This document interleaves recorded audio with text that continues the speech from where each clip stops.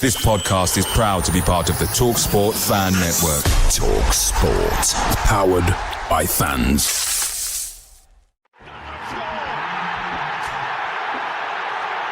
Styles with the save. To the second here. A classic counter-attack. And Gibbs White puts Nottingham Forest 2 ahead. Here's Wood. From North Forest. Has made an even bigger difference there. Nottingham Forest have snatched the lead at Anfield. Hello, welcome back to Red Side of the Trent as Forest gear up to take on Leeds United in their curtain raiser of the 26-27 Premier League season. Delighted to be joined by our usual cast of punditry here on Red Side of the Trent and Reece Lane, Lee Clark, Christian Brown. Reece, I'll start with yourself. How are you, mate? Yes, I'm good, mate. Yeah, we pundits are we now? Is that? Yeah, we're pundits, hosts, entertainers, fans. Definitely the provider first. of Forest podcast bingo, obviously, because we say loads of stuff that just comes up every time. Football Manager will get mentioned countless times in this podcast if you're new here. Reece, are you excited for the new season to start tomorrow? I've enjoyed the break, mate. I'm not going to lie, because last season was very full on with, the European stuff and that, especially with the travelling. And then obviously the World Cup for myself personally, amongst others. So I've enjoyed the break, but yeah, I think we're ready to rock and roll, as the Dars say, aren't we? So yeah, looking forward to tomorrow. It's a big game, and it's Leeds. We've got a rivalry with Leeds, and yeah, I think it's no disrespect, like when we had Brentford and Bournemouth, I think the last two seasons at home, it's not got the same appeal on paper as it has against opening day against Leeds United. No, I'd agree with that. Lee Clark, how are you? Yeah, I'm good, thank you. I'm very excited to stop seeing every content creator on the planet show me their 1 to 20 Premier League 11. I mean, what are you most excited about this campaign regarding a Forest point of view, obviously? I think it's always exciting when there's a new manager. And I think it's always exciting when it's a new manager that the fans unanimously want, because let's face it, it's not a novel thing that Forest are starting a new season with a new manager, is it? So I think it's we've finally got the manager that I think Marinakis has craved for probably 10 years now. So yeah, that's the exciting element for me. 10 years? Is it that long? Well, he's 10 years next year. He's took over, hasn't he? I don't think we've had a league manager like Glasner since then. So, you mean that type of manager? I do apologise. Christian Brown, last but no means least, how are you? Yeah, not too bad. Yeah, kind of in a similar sort of boat as Reece, really. The break was quite nice. Obviously, the World Cup was a good sort of little break away from Forest-related matters. But yeah, very much ready to get going again tomorrow. Good. We're going to start off at the top of the show with a departure, which in Taiwo Awoniyi's left the club, and there was about a 20-minute documentary of all the players saying goodbye, and players of past new as well involved. I mean, I want to get a comment from each of you on Taiwo, and I'll start with you, Reece. I mean, a sad farewell, but I think it was well deserved as well, because he gave 4 really incredible years for us Forest fans, and no means more than the first one where he kept us up. His goals kept us up towards the end of the season. But I think his injury record and how he wants to progress, it was probably the right time. Would you agree? Yeah, the weird thing about it is that it's probably been coming for 3 seasons, maybe, if you include this one. But it took us all by surprise, because there was literally no links, and all of a sudden it was kind of a done deal, wasn't it? It was not even a Romano tweet of, oh, they're in negotiations. It was a here we go, wasn't it, straight away? So, yeah, I think it took everyone by surprise, in the sense that, like I say, there was no real links. But look, it was his first signing when we come back to the Premier League. I think in that pre-season, he kind of divided opinion. I think at first, even Steve Cooper, who was the manager at the time, was a bit unsure about him.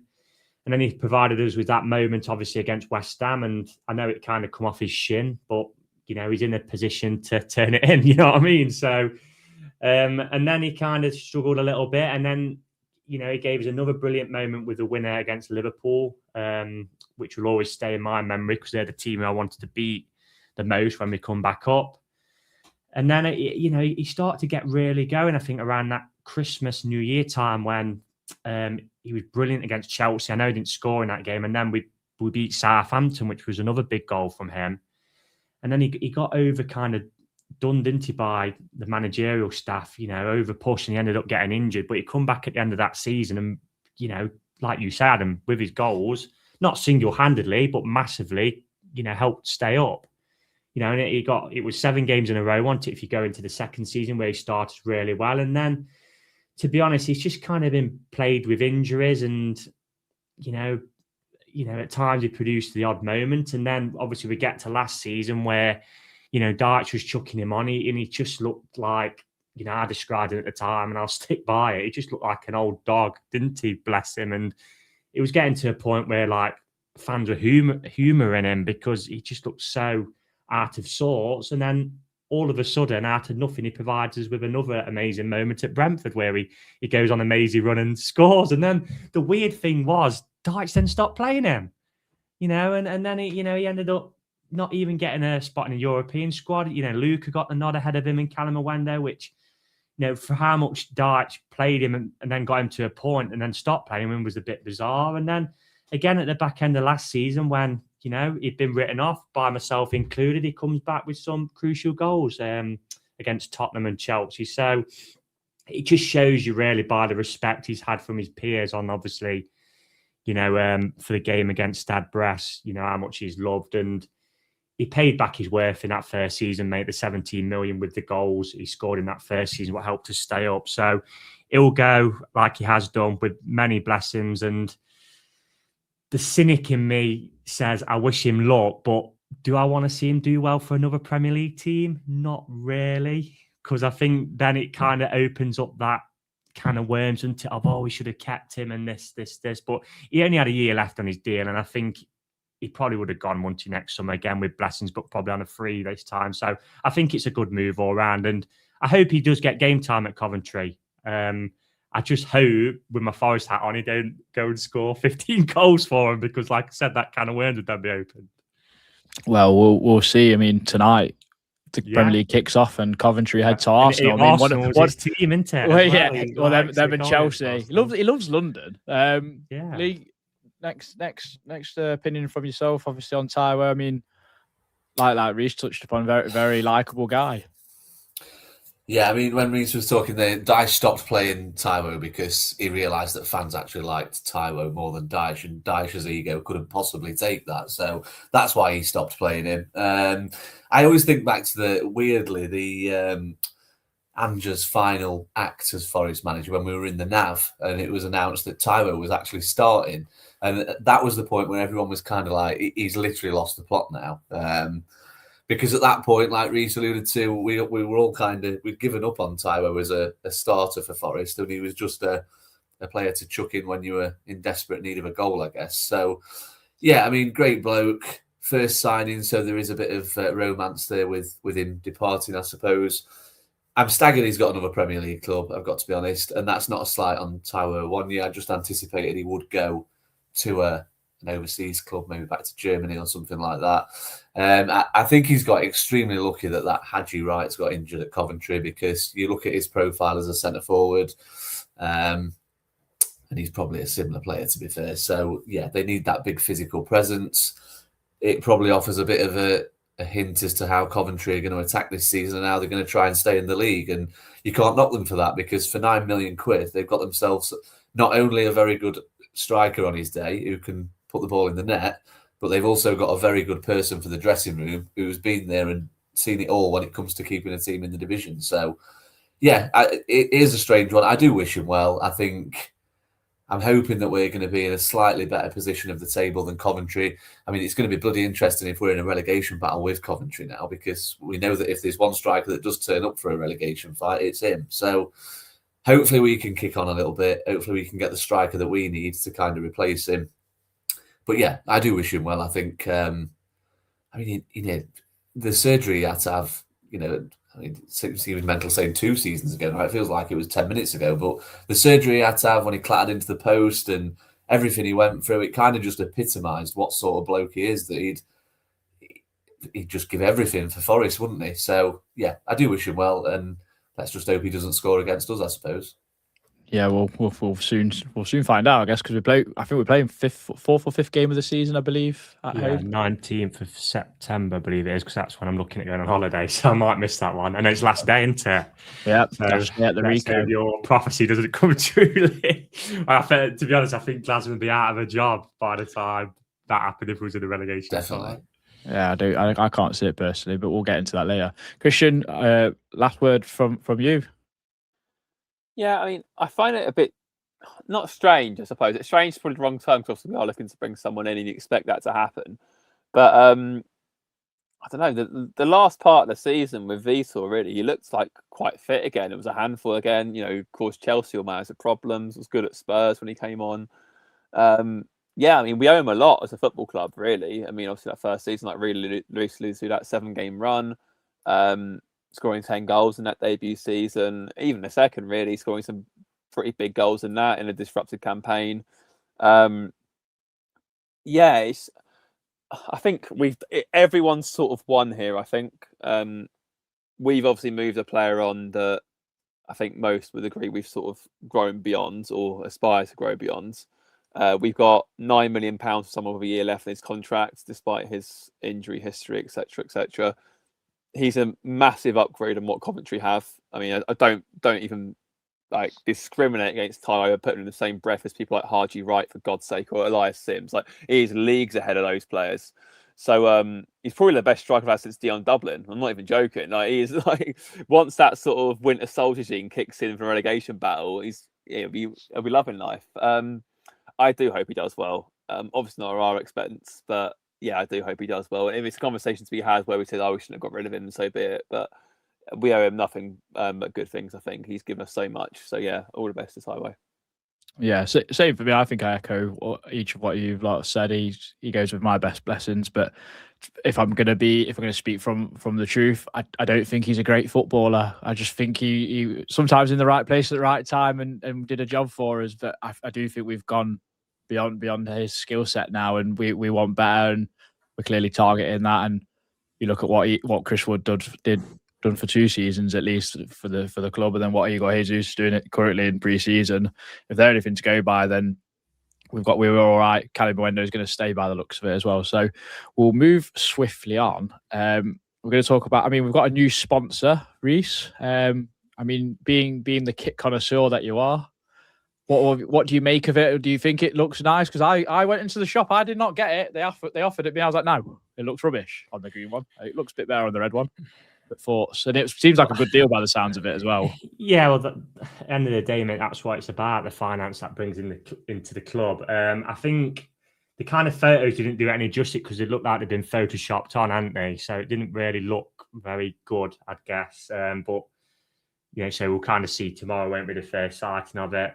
But I'm not really bothered, mate, to be honest. At the end of the day, these type of deals are about getting the club the most money, and I think they're paying, is it 8 million a season, is it? So yeah, if it brings money into the club and helps us obviously against PSR with all the rules and regulations like that, then yeah, I mean I couldn't care less, mate, to be honest. I know people on social media are like, where's this sponsor? But I generally couldn't care less, if you want my honest opinion. We've got one in there, so yeah, that's it for me. Nothing more to say. I think it's just because sometimes it does make or break the kit, I guess. But... Yeah, I understand, but you know, to be fair, obviously you could have brought both shirts this season without the sponsor if you so choose to. I've not bothered buying any at the minute. I've actually gone for the training originals top, which is very smart. So yeah, you know, it's back to like the Fawaz days, isn't it? When you got some shirts without the Fawaz sponsor, then you planted that on his made-up company, what he sponsors us with, and it's like, ooh, I don't like that shirt anymore.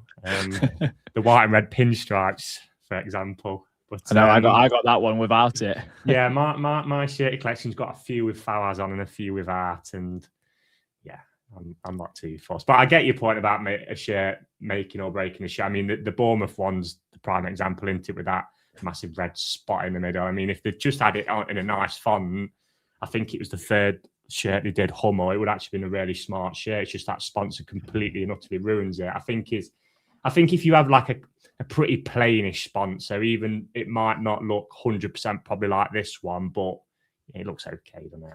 Yeah, definitely. We'll move on to the next question for you, Lee Clark. It seems like our search for a central midfield player has not died, but it's calmed down a little bit because the emergence of James McAtee during this pre-season of him playing in central midfield has come about, and Oliver Glasner in the Athletic, or a piece in the Athletic, has said that he's really identified James McAtee as someone that can do that skill set and get on the ball a lot more and make things tick. What's your opinion of that? Because we've all been a bit sceptical. I think he's been a big topic of this pre-season, James McAtee, hasn't he? Yeah, he has. I mean, I've still got reservations. Of course, because we've not seen him play there yet. But like you can't wait all this time to get a manager like Glasner, and then as fans, before we've even started the season, start saying, why aren't we signing the midfielder? You know, we've got a £160 million gap in midfield.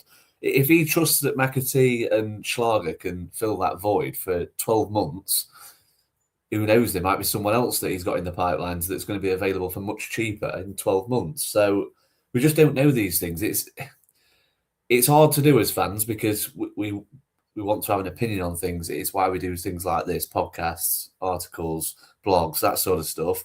And there's nothing wrong with having an opinion on it. But until a ball's been kicked and we've played 5 or 10 games with Schlager and McAtee, potentially swapping to play next to Sangare, then we've just got to leave it with the manager, haven't we, I suppose? And I know that's a really boring answer because it's kind of like a shut up and just do what the manager does sort of situation.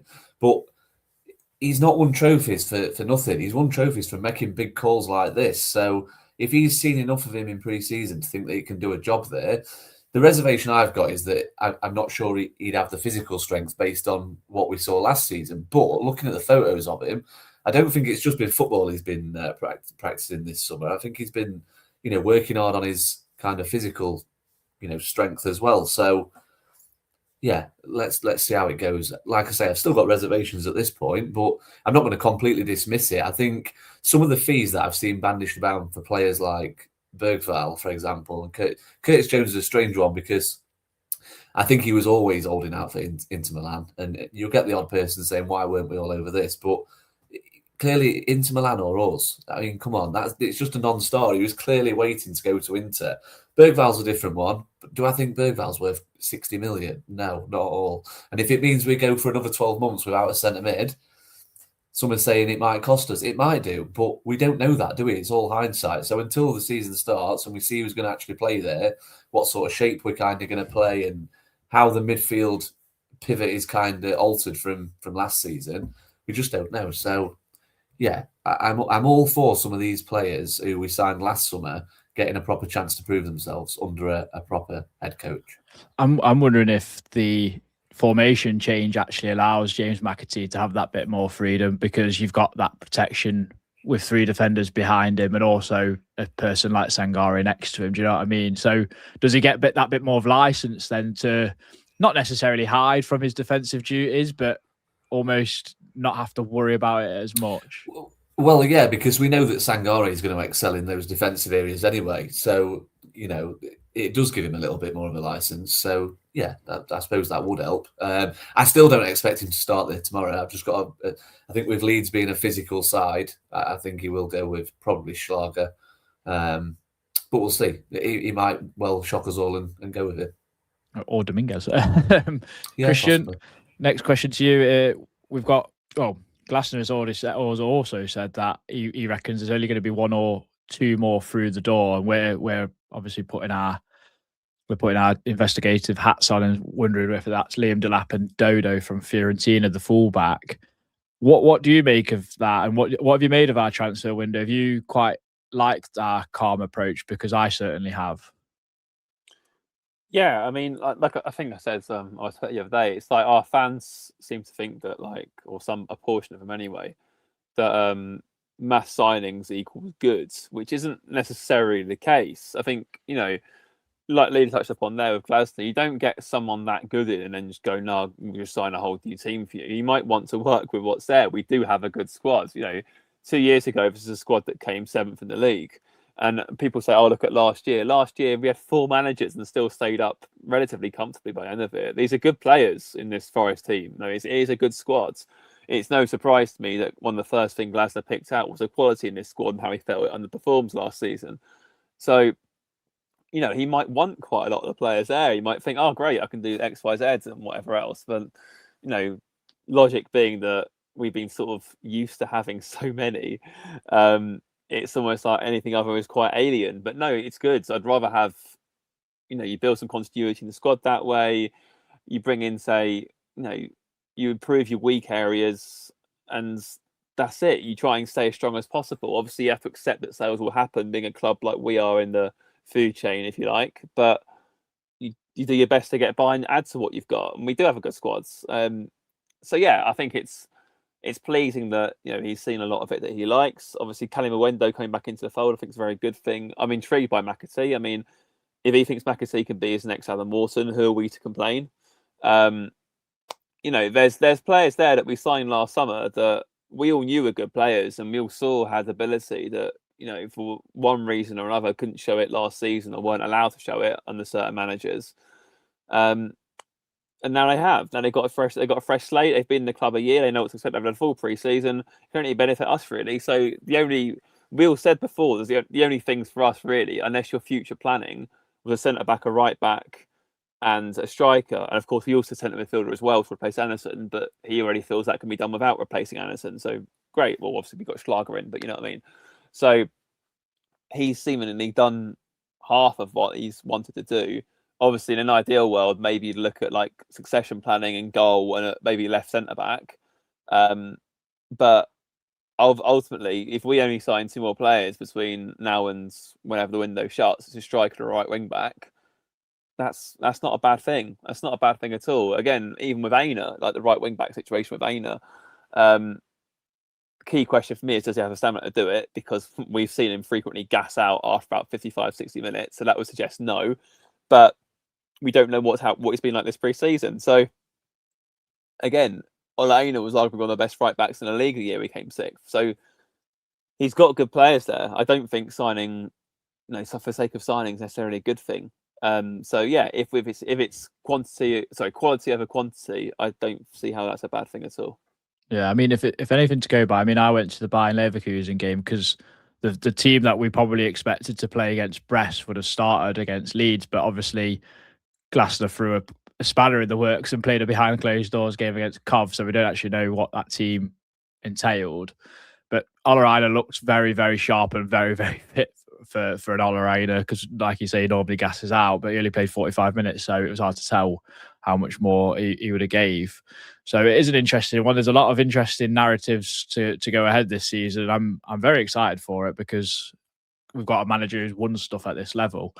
Before we move on into our predictions, I'm going to give a quick shout out to our sponsors and a shout out to a charity in one case, but I'll start with Vesta Blinds, who are our sponsor. Stylish, high-quality, made-to-measure blinds and shutters at a great price. Give your home the perfect finishing touch with stunning, expertly fitted window coverings from Vesta Blinds.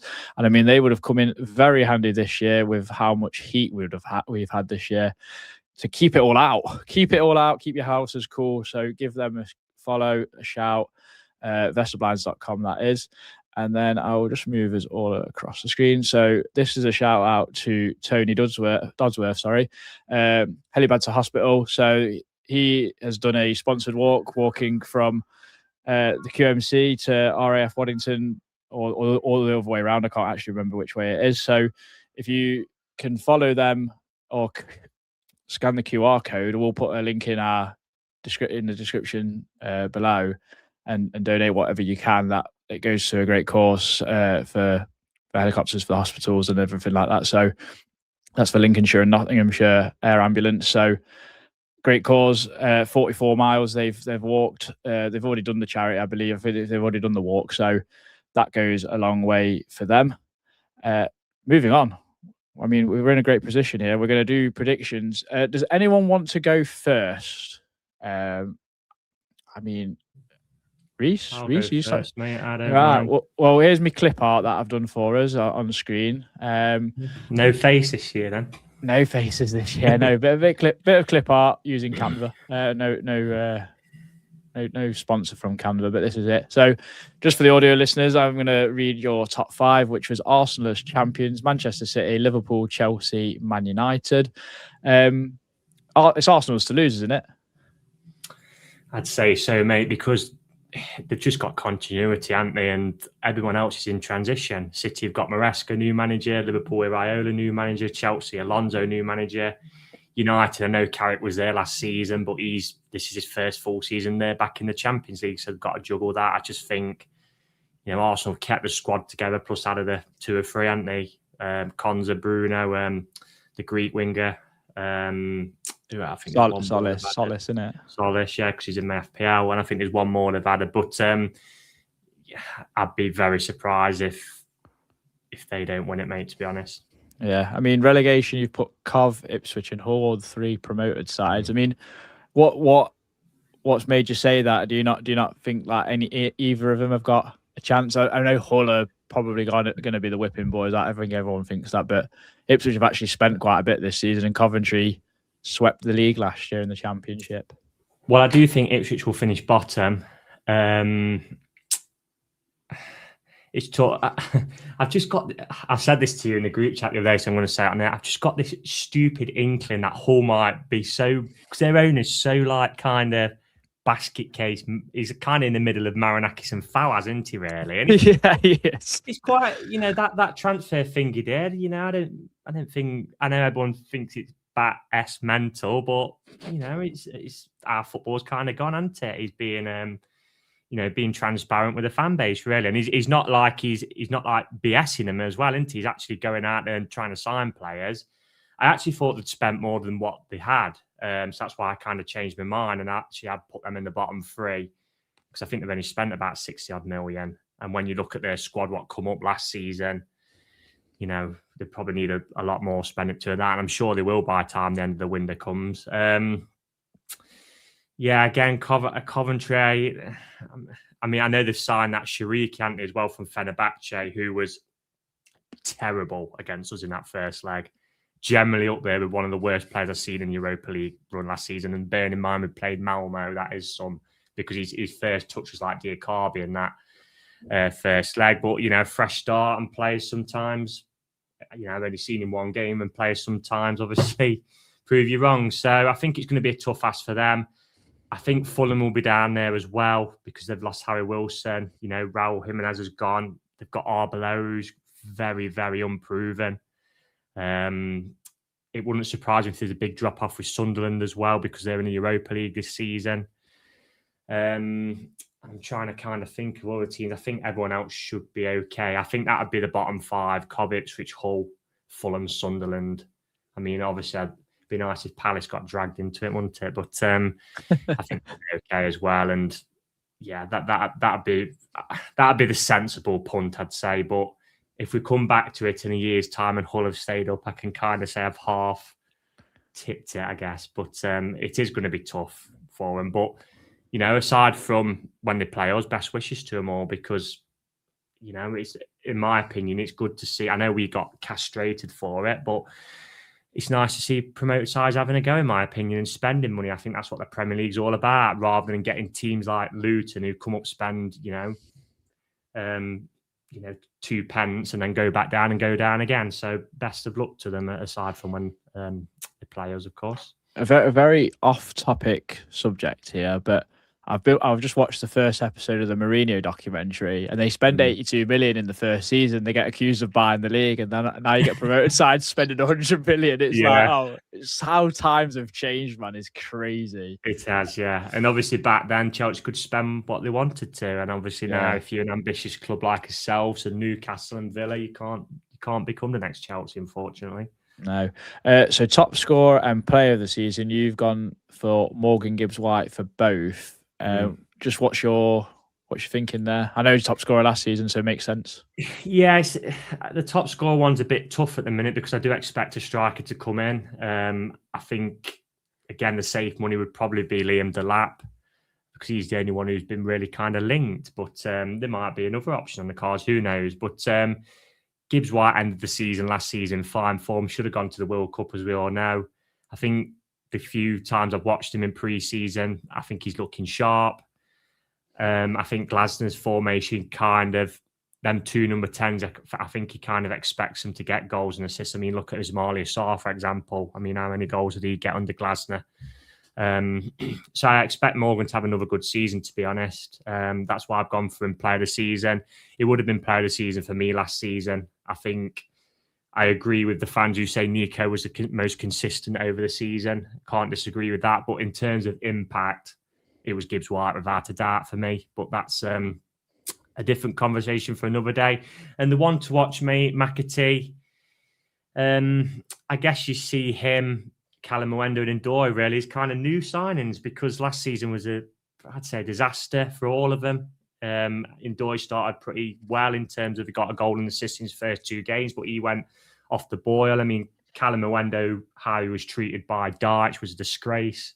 You know, he was farmed out on loan, and then brought in Luca, who was a waste of time. And McAtee, I always thought there was games where, like I think Lee and Christian said before this little section, that he did look a bit physicality-wise, not quite strong enough, but he does look in the pictures that he's bulked up a little bit. And I've always thought he is a tidy footballer. I mean, but you don't... This notion of, there's a player in there. Well, of course there's a player in there. He got brought through by Pep Guardiola into the best side this country's seen this century, for example. So there must be a player in there, you know what I mean? So I'm hoping this season with, Glasner seems to like him. I'm hoping this is the one where it's kind of like a breakout season for him with us. And we're looking at him as a player thinking, yeah, we've spent his money really well on him.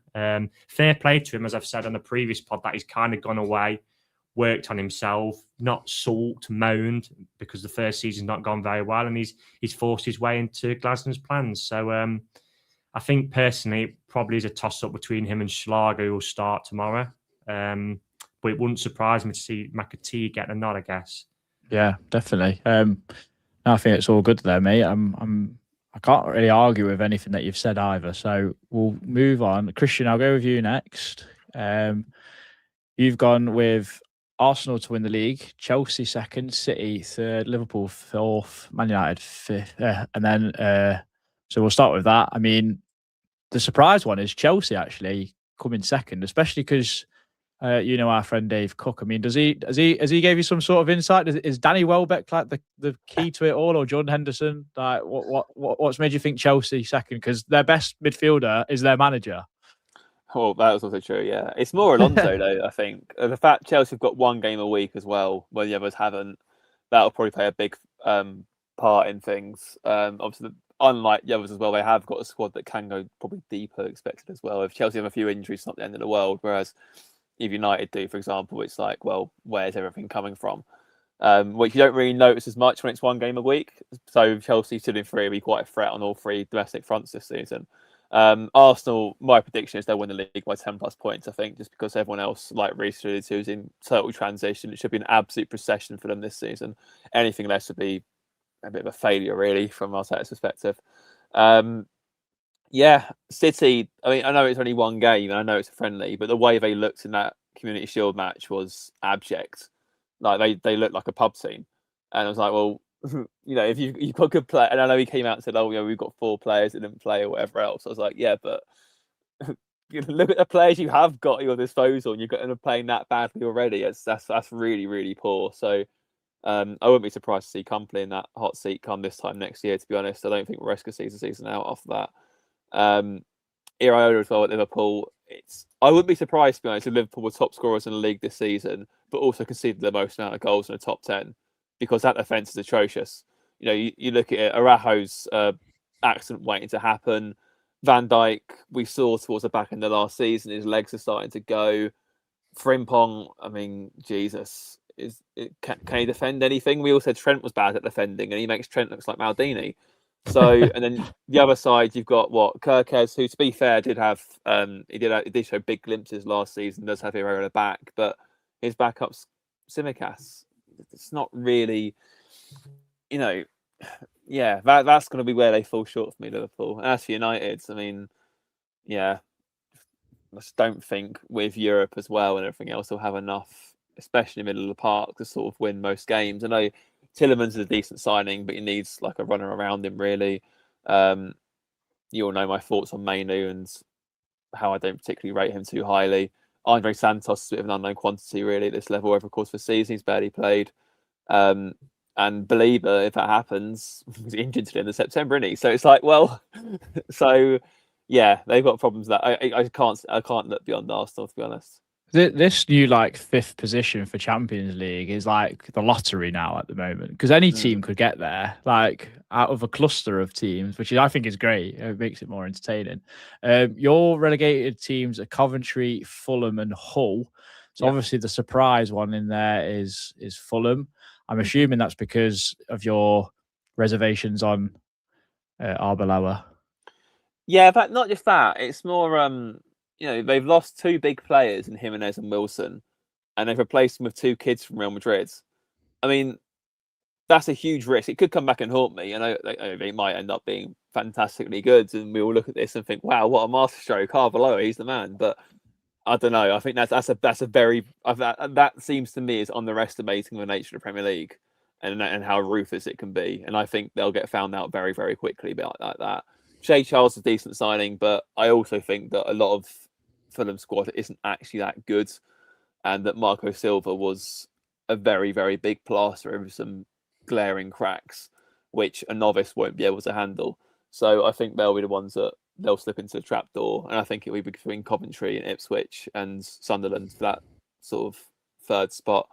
Ipswich have done what Sunderland did last season in that they've recruited quite well from abroad.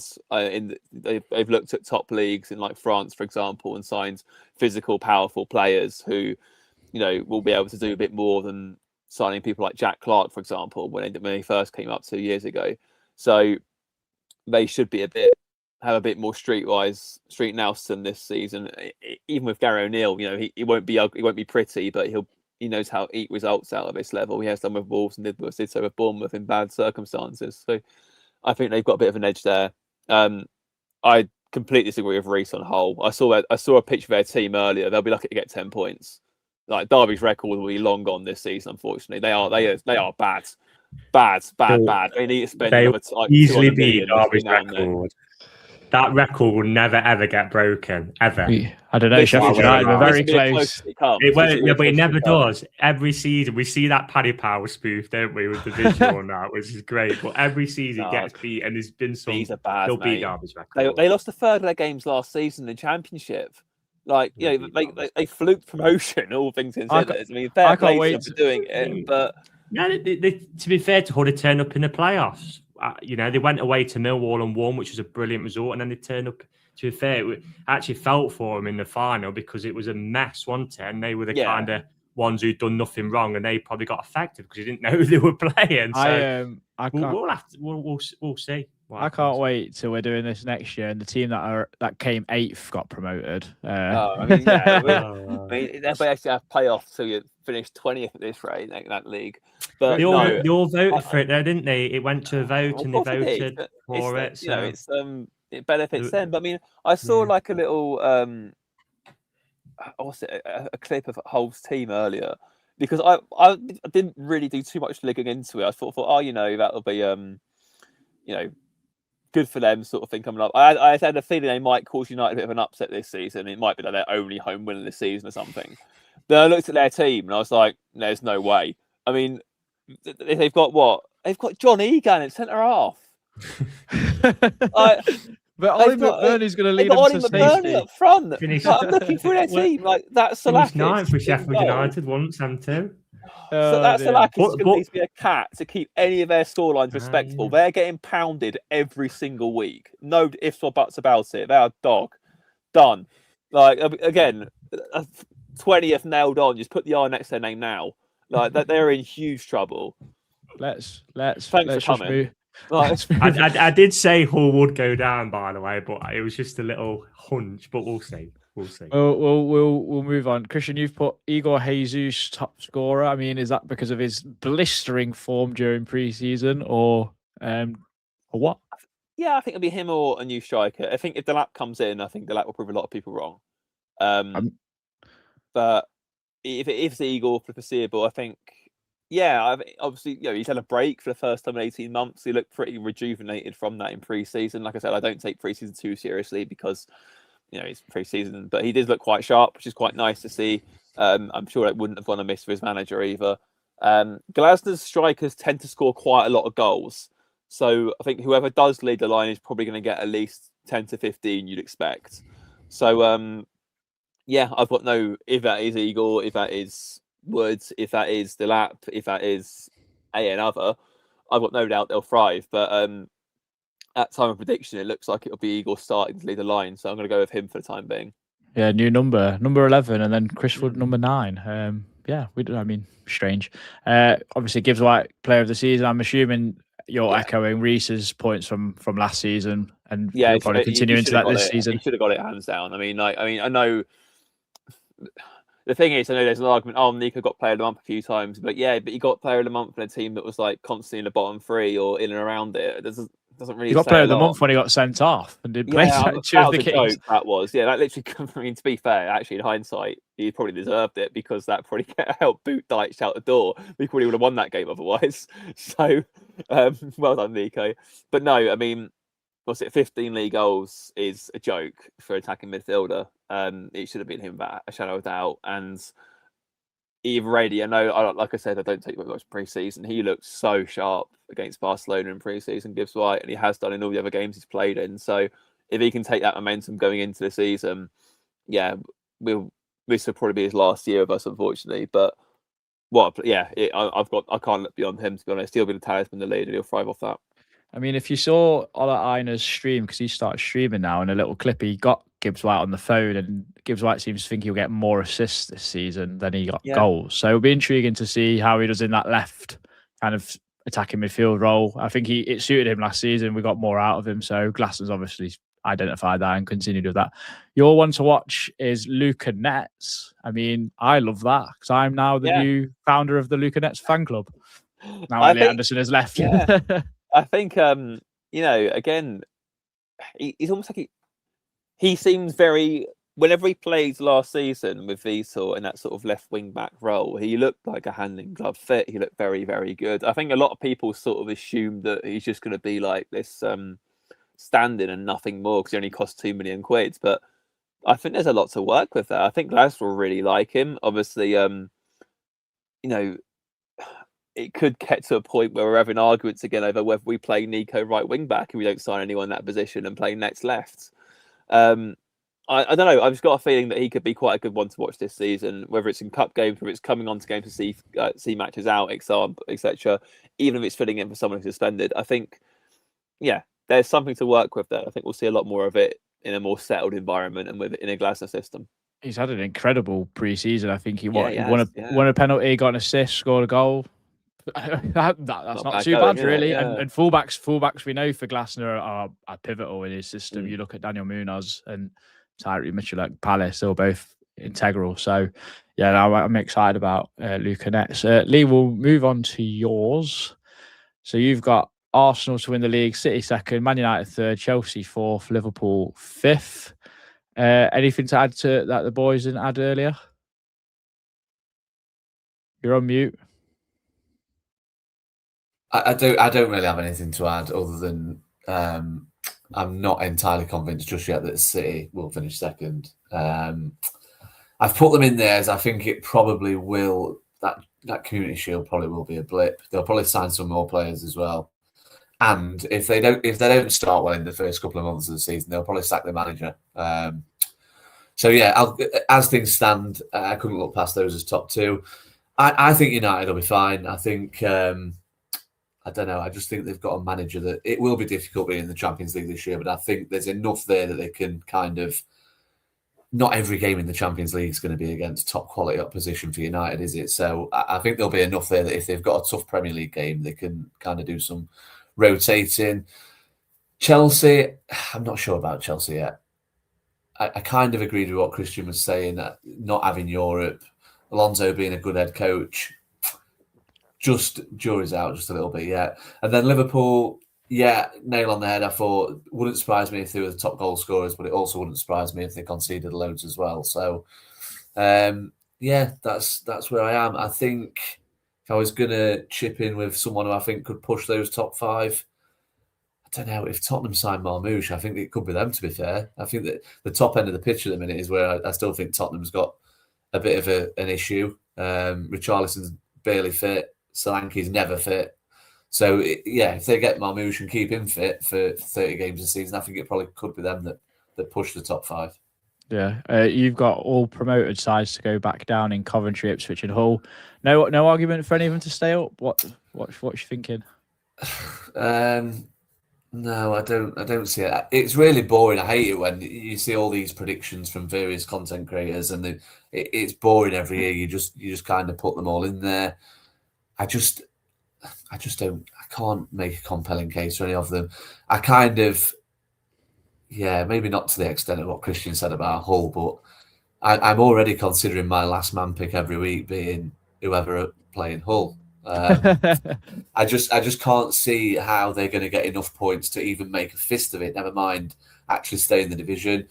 Coventry's recruitment, I'm still not sure. They've gone and pushed the boat out for Taiwo. I mean, again, no slight based on what we said earlier about Taiwo. There's no slight on them, but no one else was looking at him, were they? I'd say out of the three, if I was going to think that one might have a crack, I'd say Ipswich, because I think they might have learned. The recruitment already looks like they've learned a lot from the last time they were at this level. But as we saw, they're going to have periods of weeks, if not months, where things go badly wrong for them. And it's who they've got in that group that can kind of pull them through that. You think about us that season, we went and signed Felipe. Will Ipswich have that sort of pull if they're kind of still battling in January? I'm not sure. Felipe and Keylor Navas. Exactly. That's what I mean. That mental thing as well. That's what I mean. I think if there's, again, much like the top five, because it's very similar to other people's, if you're asking me for a team that I think might be in a little bit of bother, I'd love it to be Palace. But I sense it won't be. I've got a sneaky feeling that Fulham's the obvious answer because Christian said that. I'm not convinced Sunderland will be that good this year. I think they were in a bit of a plight towards the end of last season. They kind of limped over the line when it got to, get in Europa League, which fair play to them they did, and it was good to see a promoted side do that. But the recruitment's not been quite as emphatic this year. So if they have the same issue with sort of Xhaka getting injured again, he's a year older, isn't he? So if they have that issue again and he misses games, he seemed very important last year. I think it could be them that maybe are in a bit of a dogfight. Yeah, I do see it with Sunderland, to be honest. I think, obviously it's juggling Europe as well for them, I think. Yeah. And, like you said, they've signed someone today, but up until today, they signed, a 34-year-old Thomas Meunier, a free transfer. it was like, they overachieved last season with a pretty finished squad. Can they do that again with Europe and not much additions? It's going to be very, very difficult for them, I think.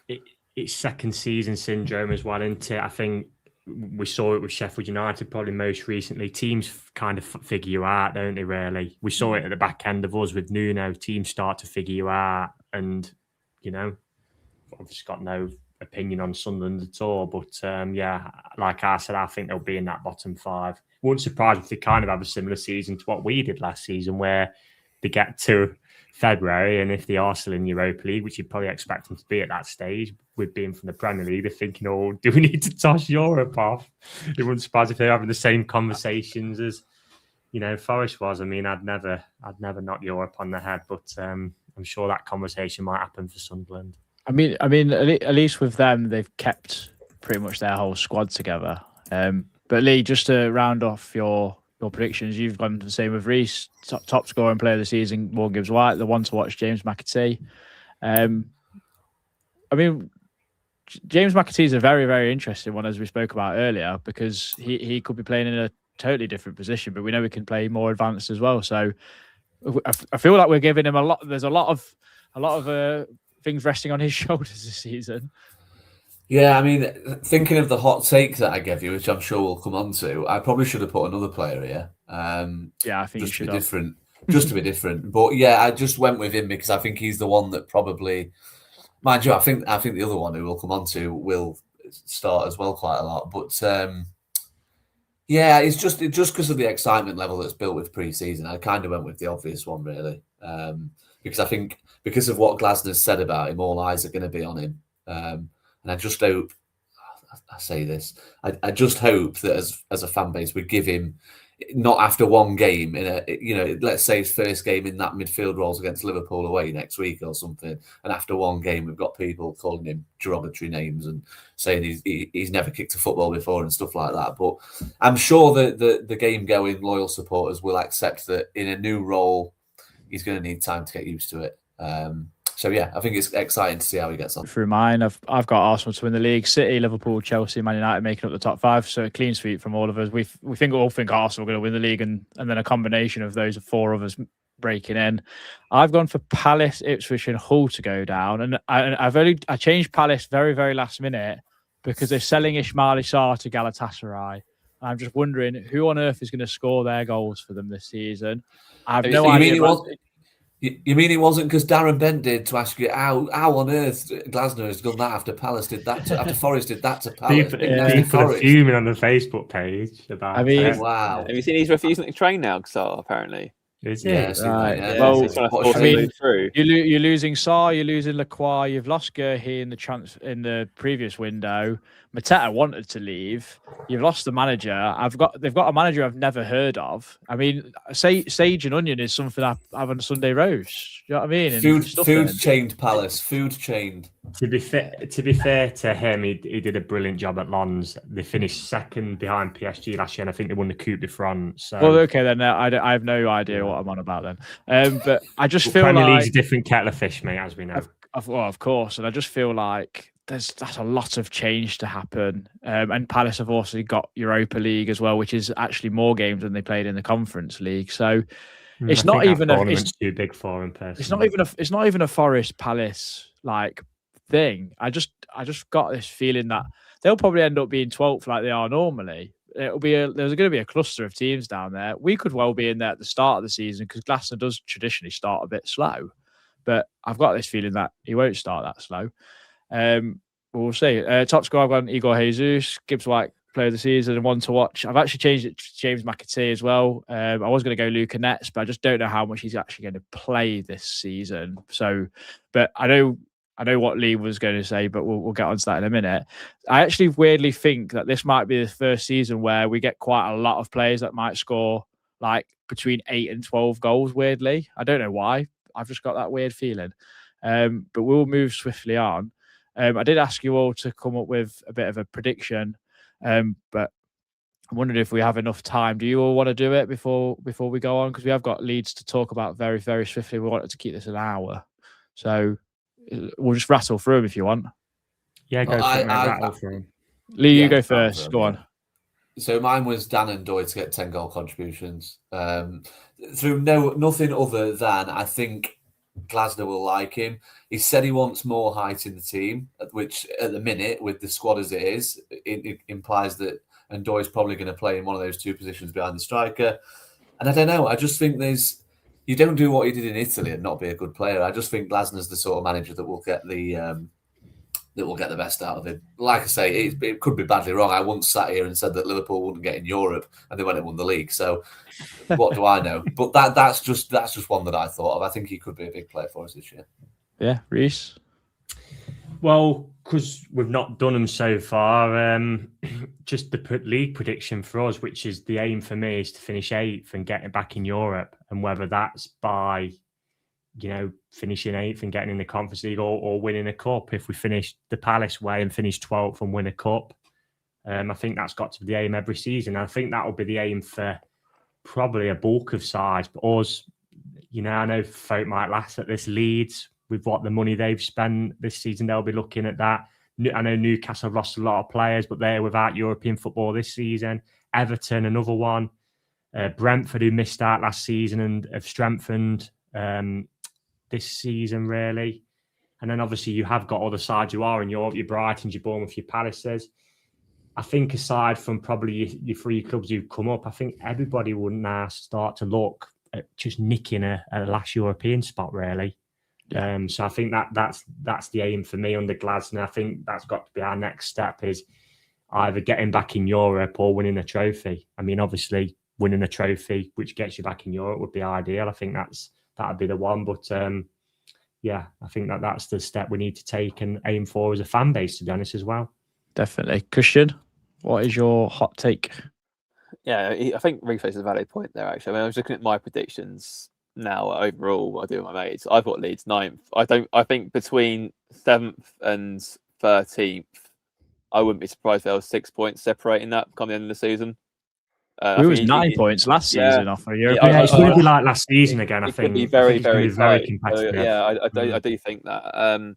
My take is I think you're going to see a return of some defensive solidity. I'm going to go for 15 league clean sheets for Forest. Oh, Matt Sell's Golden Glove. Well, he won't, because Ray will get 25 probably, because no one's going to score against Arsenal.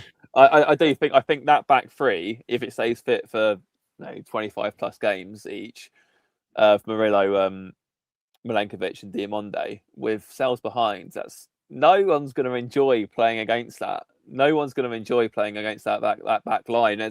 You've got a combination of everything there. You've got pace, you've got power, you've got height, you've got physicality, you've got ball playing skills. And behind that, you've got a goalkeeper who, as frustrating as he was last season, when he's on it, when he's generally on it, he's one of the best in the league. He's proved that by getting a Golden Glove the year before. So I think that you might see, and also to be fair, Palace under Glasner were very good defensively. Henderson got a lot of clean sheets, and they obviously have got Gahey, Lacroix, or whatever. So yeah, I think you'll see something fairly similar with us as well. Fair. Do you want my unhinged one or my fun one? I have an unhinged one as well. I can try and match that. Just do them both. So my first one was Sava Schlager becomes a new cult hero, and his chant, whatever that will be, probably Schlager on repeat 5 times in a row from obviously Born Slippy, and that goes viral. Or my unhinged one is Dan Ndoye becomes integral to the side, finally showing why we signed him, and gets 15 goal involvements in all competitions. Jesus. Unhinged. Well, I went with 10, so there's only 5 more. I know. On loan to Torino in January. Yeah, probably.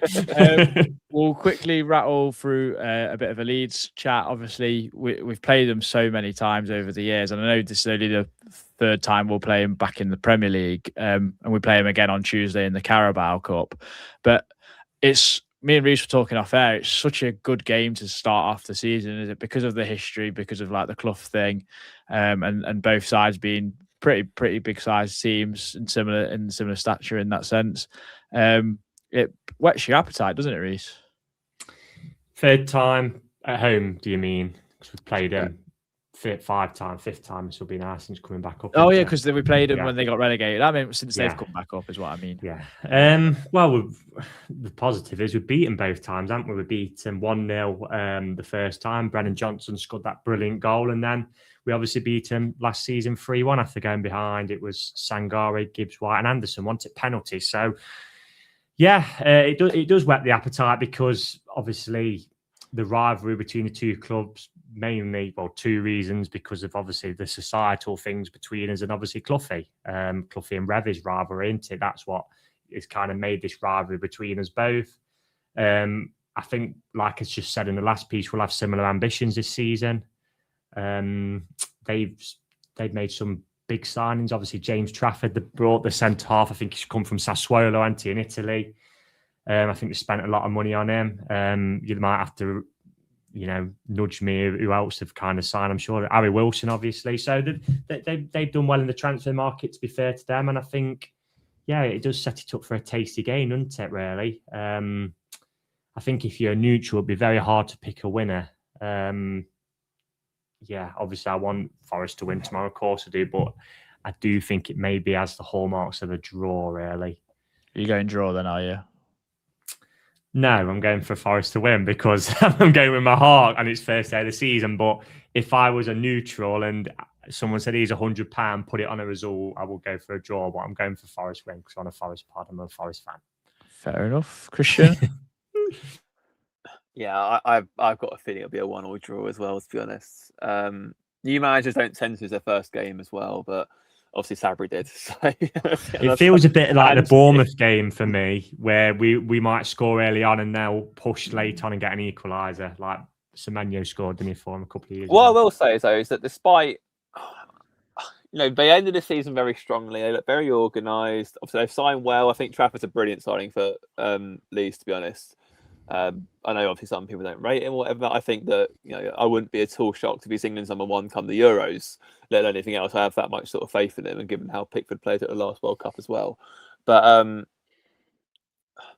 despite that, even when Deitch nearly threw the game by throwing a kid at right back and whatever else, and they weren't that good on that night against us. I don't think. We made it easy for them. We gave away stupid goals. We did stupid things, but I never really got the sense. Even at 1-0 down, I still felt the game was sort of there for us. And then obviously we just put it on the plate for them in Deitch fashion. But even when we got one back, there was still a chance of hang on, this isn't completely dead yet. I don't know.